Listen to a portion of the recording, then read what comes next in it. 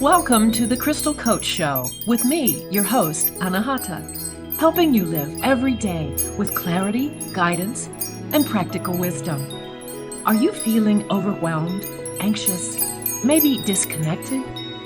Do you ever feel like you don't know how to live a life of peace and joy? I am Anahata Roach, the Crystal Coach, and during this show, we channel divine wisdom through stories of service, spirituality, and stones for self-care. The Crystal Coach Show leaves you with a feeling of connection and the clarity that takes towards becoming the best version of yourself as you hear from thought leaders and many others to help you ignite the crystalline nature of who you really are. Stay tuned. The Crystal Coach Show starts now.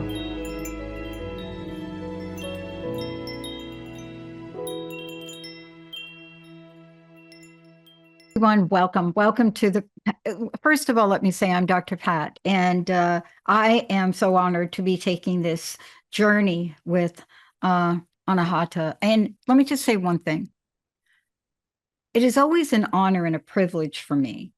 And I'm always amazed at how this journey takes a person from different points in time in their lives with the one thing in mind, and that is to create a platform for all of you to be the best you can be. Whether that's healing, whether that's stepping out, whether that's staying in, that's what this is about. And you're going to hear today from someone that has been doing this now to help others, whether you know her as a coach, a corporate professional, if you know her as somebody that has shared her story, her challenges, how to overcome them, whether you know that she is the Crystal Coach, and that in itself is an enormous body of work that she's bringing to all of you today through this show. But most importantly, when you hear her channel this divine wisdom, and you understand, especially those of you that have worked with her and those of you that are going to work with her, what you know is that the idea of resonance, and you'll hear about that today, the knowledge that she has about crystals and stones and what they mean and what they've meant thousands and thousands of years ago, and how we come forward now today in the world. And what Anahata is doing today is bringing this knowledge, this wisdom, and transferring this to all of you. You see, this is like a pathway of purpose. It's a pathway of vision. It's a pathway of action. And that's what I love. Whether you are finding a way from fear or trying to find balance, trying to find some peace, some energy that's going to match where you are and where you want to go, this show is about it. Today, I get to take this journey today with her because this is a birthing of sorts, but it is something that helps us today understand who we are, and where we live. This show is about clarity, guidance, and practical wisdom. And today in that arena, what we're taking on the escape route. Escape the prison of fear. Yes, it is. It is that. And this is what we're going to talk about today. Wow. We're doing it. We are, Dr. Pat. Thank you so much for that wonderful introduction. And I am so honored and that you are here with me, being the midwife for this birthing process. I've been on a really crazy journey for the last 18 months, and it was a lot of lows as well as highs, but it was mystical in that it really helped me transform the way I perceived myself and my purpose. And the fear that I had, the programmed fear that I had around not being enough, not being perfect, not being, that was what was really holding me back in the first place. And so this is why I feel so called to address this today, that all of us have a place where we feel stuck or we feel like we can't quite get beyond where, we get to a certain point and we just can't get beyond that, any kind of place in your life. Yeah. And there is a way. I have lived it, but it requires some work. Yeah. And, so that's why we wanted to talk about shifting out of fear, because fear keeps us in our own self-made prison. No one else put us in there except for the voices and the programs in our head when we were kids. That kind of like, you're not good enough. You're not as good as, you never will be. Those kinds of things that linger in the subconscious and keep us stuck. If we can break through that, if we can learn that the choice that we have in this world is we can live in fear, because it's all around us all the time in this 3D world we live in, right? It's visceral, it goes right through you. If you feel that fear, it really does, it has a physical effect on you. Or we can choose to live in love. Yeah. Love is really hard because it's a high frequency, it's an intake of breath. Imagine how you feel when you see this gorgeous sunrise or a gorgeous sunset. You go, wow, that's love. That's that ephemeral kind of, I can't quite hold on to it feeling. That if you work on practicing gratitude, and when you're in fear, it's really hard to see any gratitude. But the more we can practice gratitude, the more we get that place where we are open, vibrationally, we're open to feeling more and more of joy and love and that which we are. We come from love, we return to love because we are love. But we put our own these filters, If you can imagine an actor on a stage, this is us, okay? We're on the stage, and source energy, the love energy, is this big spotlight on us, right? Yeah. But over the years, we put filters in front of that light, that spotlight, and it gets dimmer and dimmer and dimmer. And then we're like, wait a minute, we're all alone. Well, no, the light's been there the whole time. We've just separated ourselves from it. So that's the duality that we live in this world, and the choices that we have. Yeah. Oh my goodness. Take a big deep breath for that. Well, it is. It's take a big deep breath for it, but it's take a big deep breath so that when you exhale, you are literally clearing out a space to take in that which you desire, that which is, has the absence of fear. And yet there are so many things we learn from fear. Let's talk about this for a minute. There is this idea of like being able to shift from fear. So what does that even look like? What does that mean? Now, in our society, Hollywood industry, a lot of money from fear.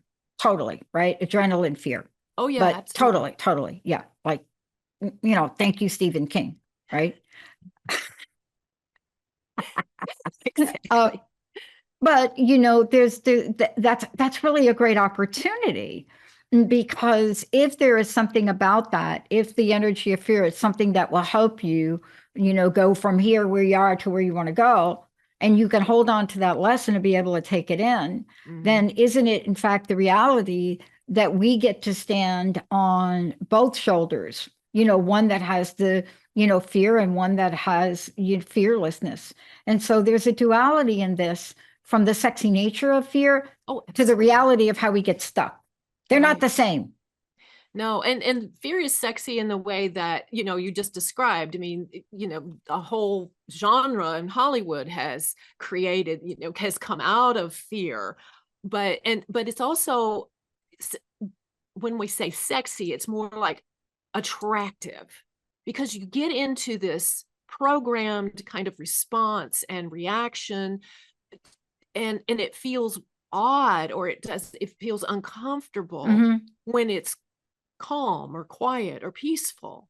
You're waiting for that other shoe to drop. There's Mhm. always going to be something that's going to go wrong. Well, by putting that out there as a vibration from you, you're going to be bringing that which you really don't want to Mhm. you. Yeah. You know, if you're I'm expecting it, interesting. it happens. Well, it's interesting. I had a conversation with somebody this morning. I'm one of these people. I wake up. I never know. I never know. I do my meditation. I get my answer. And then I find myself in the bathroom with my little electric hair shaver thing cutting my hair. That's what I did this morning. Hair everywhere, went everywhere. And so somebody was talking to me. Somebody this morning. I was on an earlier call, and they said, "Oh, you got your hair done." I said, "I did it this morning," and they just looked at me like, "Okay." I said, "They said you got your hair cut." I said, "Yes, yes, I did it this morning. 15 minutes in the bathroom." There was a pause. Now I want to go to your point. How much can we say we love ourselves to the point where I just could not take my hair the way it was looking? I knew I needed to do something. I knew how busy I was today. And I have done this before. I own one of those shaver things, right? Linda, whenever Linda hears I'm going to pull that out, she's like, "Oh no, Sinead O'Connor's coming." But see, that's an area of my life that it doesn't matter if it's straight. I don't know if it's straight or not. It's probably cut way too short. I probably got some like gaps in the back. I don't know. But it's just not that important to me today. I'm never going to make it look like, well, that's not true. I have had moments where Linda has had to fly all the way out here to fix it. But I did it from a place of love, not anger, not frustration. And you're going to talk about that when we come back. Yes, I am. Right? Right. No, I didn't have a mirror. No, no, I did it very intuitively. I pulled up a piece of hair. I got that little buzz thing going, and I'm like buzzing it, and the hair is flying everywhere. When we come back, are you ready to let your hair fly? You ready? Are you ready to let your hair fly? Because if you are in a place where you're feeling trapped by the prison of fear, whatever that is, when we come back, you're going to go on a journey with Anahata, and you're going to go on that journey to get a way out of those shackles. Let's take a short break, everybody. We'll be right back.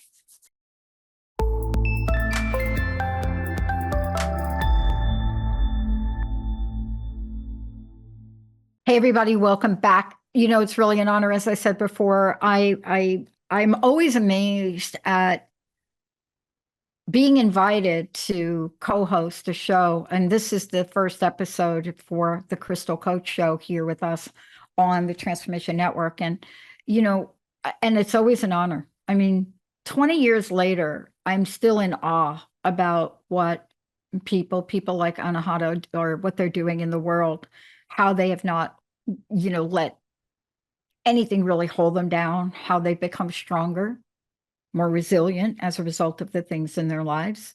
But you have to know a little bit about the prison of fear for you to select that as your first episode.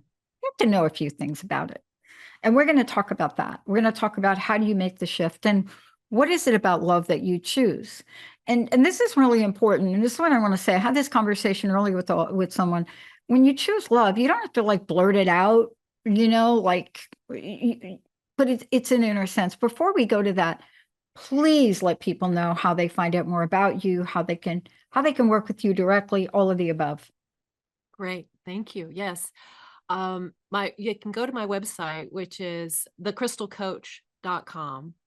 And all of the offerings that I have are on the website. I do have a free giveaway that today that if you would like to, if you're interested in what kind of crystals might support shifting away from fear, I wrote a little book during the pandemic called Crystals in a Crisis. And it, just kind of goes over how to use and choose stones for self-care. So that's how you can find out more about me. Yeah. And This ahead. is really a timely show because there are many people that woke up this morning, and I'm not one of them. I don't plug into a lot of things, but I am aware of what's going on in the banking industry. I am aware of what's going on in other places. You know, I stay abreast, I stay aware, but I don't stay indulged. I don't indulge. I don't engage and I don't indulge. Um, but today, what we're talking about are the ways that people engage and indulge with fear. Mm. You know, it's one thing to have fear in your life, it's another thing to get married to it. And yet, those are two ends of the spectrum. What has been your experience? Have you had experience with both ends? Have you ever been at a place where you've been married to fear? Oh yeah. Yeah. You're It's probably crazy. divorced from it now, but like, yeah, right. You know what I mean? But you know what I I'm do. saying, I do, right? absolutely. I do, absolutely. Um, I share just a little bit about my background. I grew up in an alcoholic home. I'm the eldest of three children and was kind of the fixer of the family. And so, we never knew from day to day how things were going to be, what the weather was in the house, if you will. And so there was all this, like always, kind of a little level of fear of not doing anything wrong, not causing any kind of commotion, um, and not provoking um, a, a response that we didn't want, right? Yeah, So, right. so you kind of, when you grow up in a atmosphere like that, it tends to make you just a bit insecure, just a bit. Um, and so as you're walking into adulthood and you're out in the world and you're working, and there's this low level of fear that, as you say, you kind of partner with that because that's your MO. And you're always expecting the worst case scenario. My mother, God rest her soul, she was from Atlanta. She never lost her accent, even though she lived in Kentucky for 7 decades. And she says, "Honey, I have a horrible thought." Well, okay, Mama, but let's not talk about the horrible thought. But she always wanted to explore the worst case scenario. In her mind, she was preparing. She wanted to be prepared. And that's a good thing in some ways, but to be obsessed by it keeps you in that kind of locked relationship with fear, right? And go ahead. No, it does. And what happens with that is that, I mean, thank you for sharing your background. I too come from that background. Although I was not the protector, that was my sister. Um, but there is a sense of something that happens. And thank you for sharing that story too. There is a sense of something that happens in our lives that seems less like a door slamming in our face. You know, there's, have you ever had like accidentally, like you got this door and the wind blows it, like boom, door shuts, right? I was thinking about this in the bathroom, and all of a sudden my door in my bathroom, it was like eerie, spooky kind of thing. My door just starts to move open. See, those are two different speeds that fear can take. One can be as abrupt as that door, and boom. The other one more subtle, Mm-hmm. like the slow creaking door that made me look and think, oh my gosh, there's somebody in the house. See, there's still a little bit of fear, right? Now, Right. the reality of somebody being in my house is like 1 to 159 million gazillion, right? But you understand what I'm saying. What you just described gives us a sense of the various degrees by which we can become imprisoned. Oh, yes. And then the more you get comfortable with that frequency, that mindset, the heavier the shackles become, and the harder, more difficult it becomes to actually break out. And the reason I say that, I was appreciative of your comment before the break about only those who have shifted can really talk about how you shift, because if it's like you don't know what you don't know, right? And this is what I feel called to do, is to let people understand that there is another way out there, that you don't have to have like this thunderclap epiphany from on high to wake you up, to make you say, oh, I'm a real person, I can do this. No, that doesn't necessarily, I mean, you're not going to have a divine intervention. To the onus is on us to shift. The onus is on us to recognize that there's a lot of our lives that we create for ourselves. And I hate to say this, but people can get stuck in like seeing the world through the eyes of a victim, and that everything that happens to them is from outside, not from the way they react to the world. Yeah. But they see the world reacting to them. So in a way, it's almost like a bypass of accountability for your own actions, because you can feel like you've been put upon, or you've been hurt, or you've been this or that, because you're the innocent victim, when in fact you helped create that, whether you want to admit it or not. Yeah. And this is difficult. In my work, I find that this is difficult sometimes for people to really kind of get comfortable with. That, what do you mean I created that? That's a trigger. But that triggers are there to show you there's something to clear. Yeah. It's interesting we're talking about this. I was sharing a story, I don't remember when, one of my other shows, about growing up with my mom, and, very young age, 4 or 5-ish years old. And the fact that she had this soda shop, right? Back then they were like soda shops where you went in and you got your like egg cream and stuff like that. In New York, that's what you got. But she had made friends with the police. The police looked out for my mom. And so my experience was, okay, folks, this is a real thing. Jukebox. Okay, that's like music. That's like old school version for like you play music on sizes of vinyl that may or may not exist today. And the police were always there. And so I made a comment the other day of how I don't remember how I said it, but it was very easy to misunderstand what I was saying. How I got normalized to the sight of a gun. And so there are people that see a gun and they're like, ah.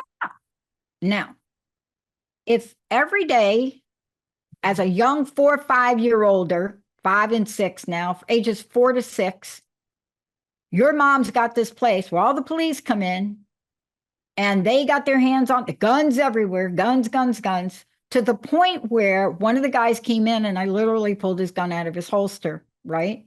Now, that's what the family says I did. But what does that mean? That doesn't mean that I support gun violence. It doesn't mean that. That's not a trigger for me today. There are other things, but that, because of my experience with it, is not a trigger. A door creaking open slowly without any wind in my house. Now that could take me down a pathway, right?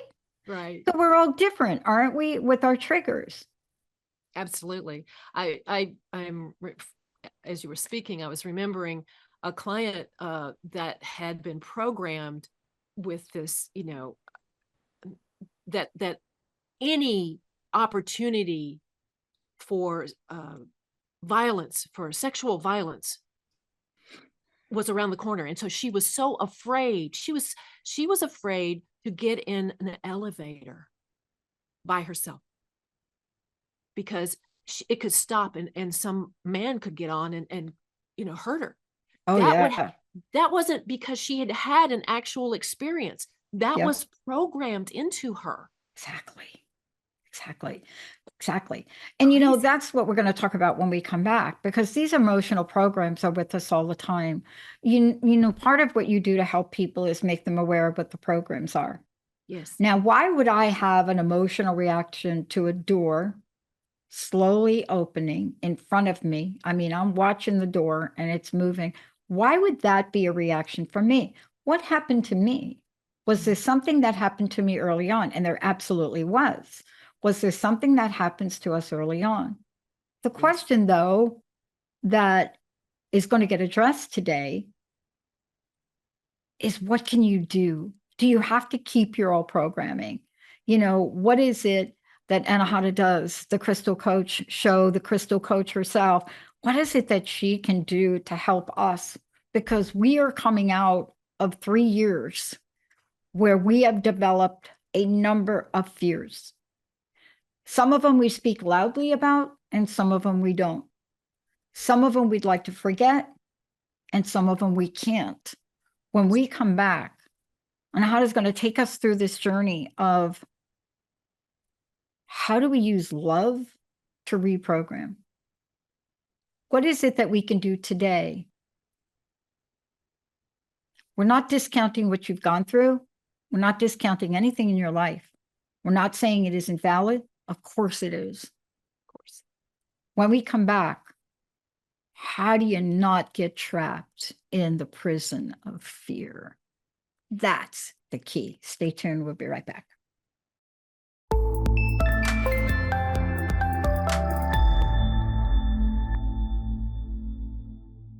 Everyone, welcome back. I'm Dr. Pat, and I'm so honored again to do this show. This is the debut show of the Crystal Coach Show. Anahata is joining me here today. Clarity, guidance, and practical wisdom. Today, we're talking about escaping. Yeah, it's like so many ways we're talking about escaping today. The prison of fear.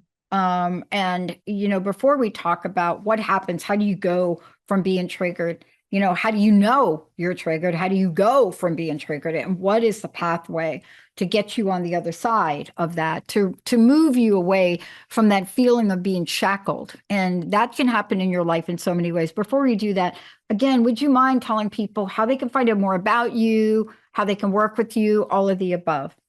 Sure. Thank you. You can find out a lot about me on my website. It's https thecrystalcoach.com. Yeah. And Google, you can Google that, and then there she'll be. Yes.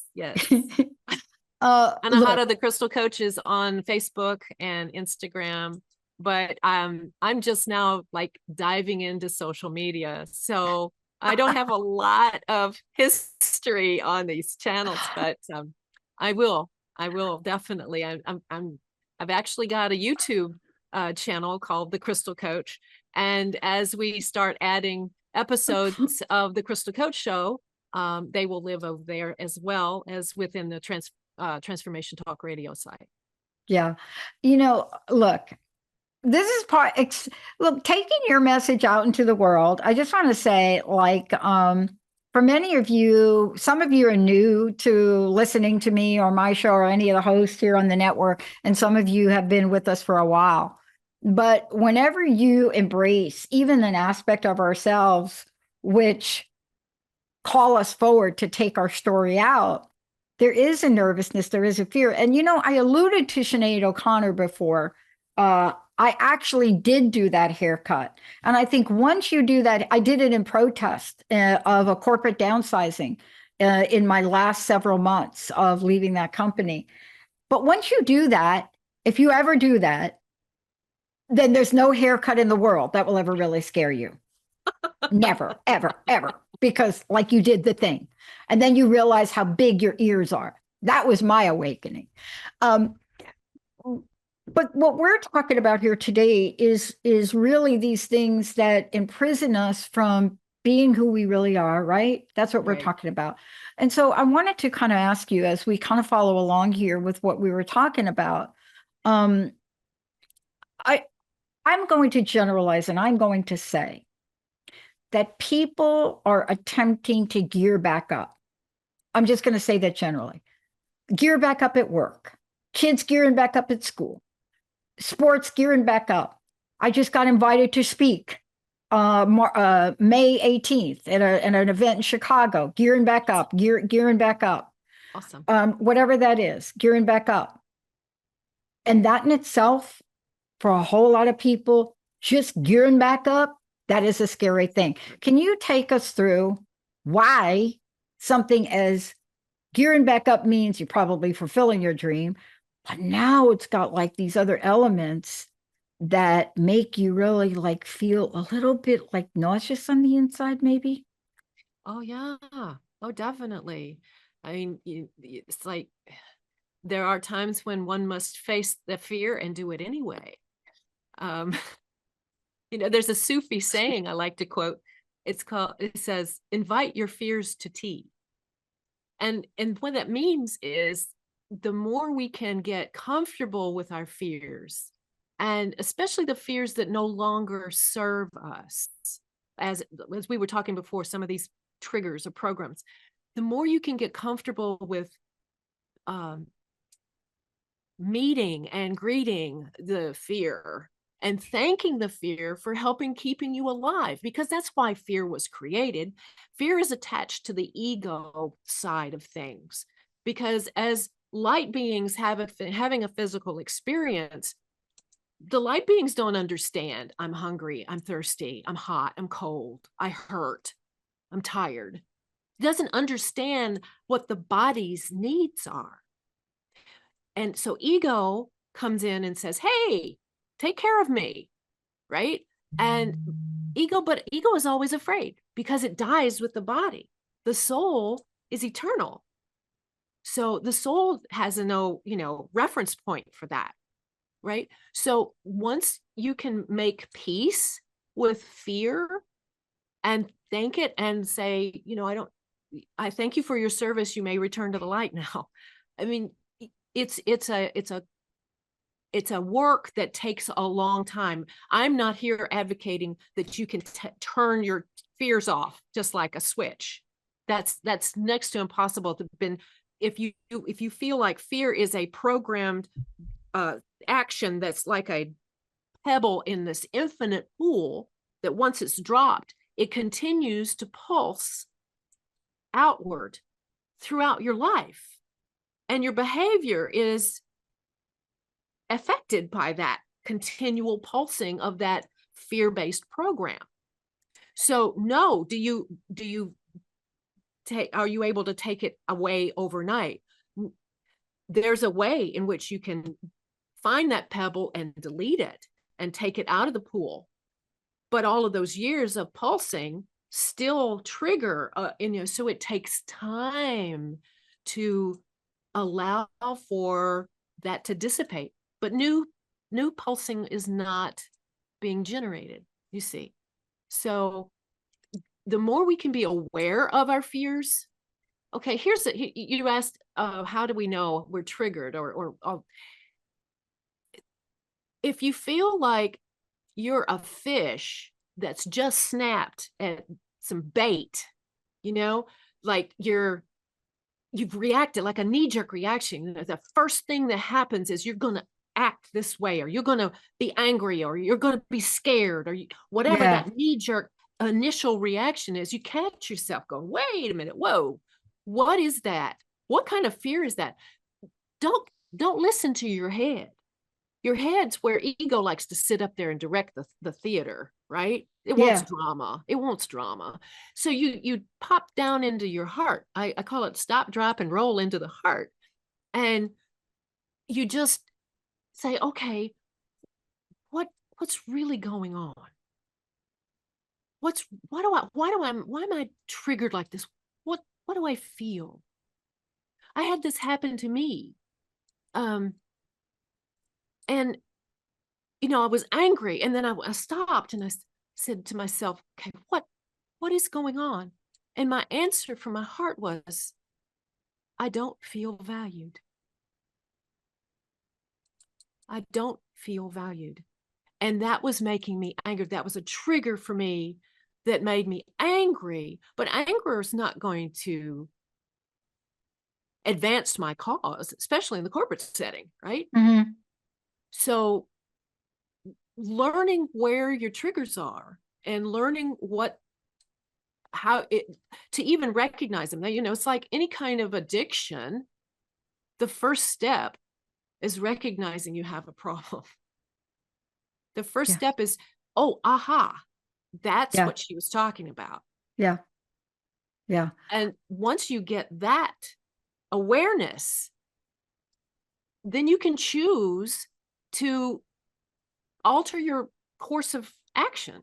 If you're a big sailing vessel, like a cargo ship or something on the ocean, and you take a 1 degree change in your course, you won't get where you're going.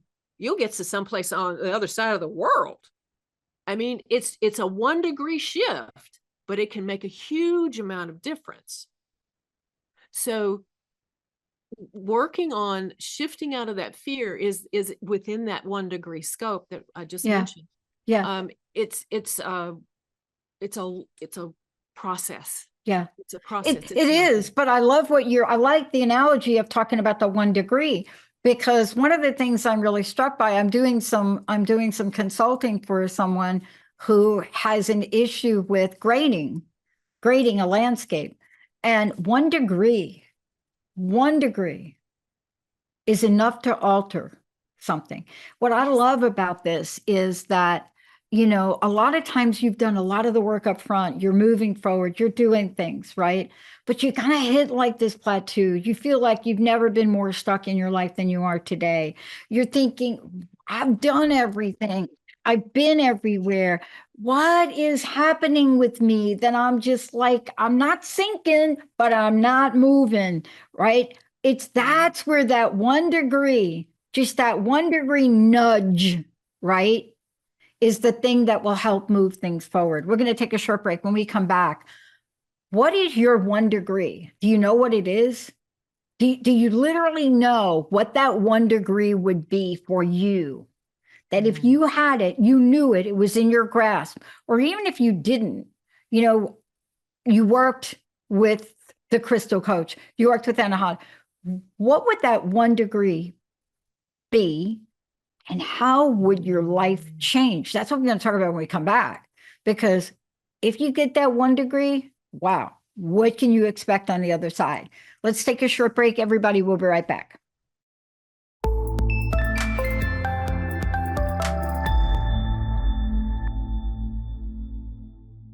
Everybody, welcome back. We're talking about the great escape, escaping that great fear, that thing that is in the way. We've talked about a lot today. Again, remind people of your website. It's very easy. And then, this is the part where you have done this now with many people. So you know what it's like to be in that prison, just to be in that space. But then you've also seen people come out on the other side. You've seen yourself do it. I've seen myself come out. But before we really get down to what that could look like, again, mention how people can find out more about you if you could. Okay, thank you, Dr. Pat. People can go to my website at https://thecrystalcoach.com. It's all run together, thecrystalcoach.com. I was talking to Dr. Pat at the break. Not everyone understands what that 1 degree is that we need to shift in order to be in a different place, emotionally, physically, mentally, whatever your intention is. It's almost like you get frustrated sometimes because, dadgummit, I've worked on this and I've cleared it. Why does this keep coming up? Because it's like the ever peeling onion. There's another layer. We go deeper. We go deeper. And this is the kind of work that I do with my clients, is I help to uncover and drill down and find that one little pebble that, even though you make a pearl by having an irritant, that irritant might not be able to make a pearl for you unless you can see it and delete it. And then what's left is the pearl of wisdom, the pearl of opportunity, the pearl of new beginnings. Mm. And on the other side is a way in which it's like you're like, you might get triggered, but then it's like the air goes out of the balloon. You know, it's like the program starts up and wait a minute, I cleared that and nothing. So it's an 8-week program that I've got. And I open up my container periodically for a new set of folks to come in. But it's a commitment that you have to make for yourself. Mm-hmm. And this is where love comes in. When I'm speaking about love, I'm not speaking about, physical, sexual love. I'm speaking about the love of soul for self, the love that is inside every single one of us. I have lots of clients that come to me and they, want advice or they want coaching or they want some intuition and guidance around their relationships. And they're looking for someone else to fill their buckets. And they're always disappointed. When you know that all the love you've ever needed and craved is right here in you, that, my dear, that is the best place to be. Yeah. Because if your cup's filled up here, you have more than enough to share with others. But the first place we have to work is inside us. It's really amazing how things on your outside world start to shift around you once you make the shift. I'll give you an example. When I first started in my journey, I was, kind of connecting to myself and trying to get more connected to all there is. And, I was still not feeling it, and I was taking a walk through the park. I live like a half a block from a big, huge city park, so I can walk there anytime I want to. It's lovely. But I was walking through this park and I was like, wow, the trees look so much more alive today. And I literally heard, no, sister, you are more alive today. So it's that kind of a recognition and awareness that clicks. It's just like one day it clicks and you know that you don't have to follow that old program anymore. You don't have to look at the world the way that you did before. And once I had that recognition, I recognized that people were opening doors for me. They were smiling at me. They were letting me into traffic without me having to sit it was weird. It was really weird. When you shift your perspective, the world around you shifts in alignment with it. And that's what's so cool. So the love that it needs to happen and the choice of love is first for self. And this is a really hard thing for a lot of people. It's really easy to forgive other people, but can we forgive ourselves? Whoa, that's where the rubber meets the road. Because once you can let go of maybe that trash bag of injustices that you've been dragging around behind you for most of your life, you let go of that. How much weight has been immediately lifted from your energy field? Right. I mean, and what we're talking about really for people is the notion that this weight blocks us from where we really want to be. See, that's the end game. That's why we're talking about this today.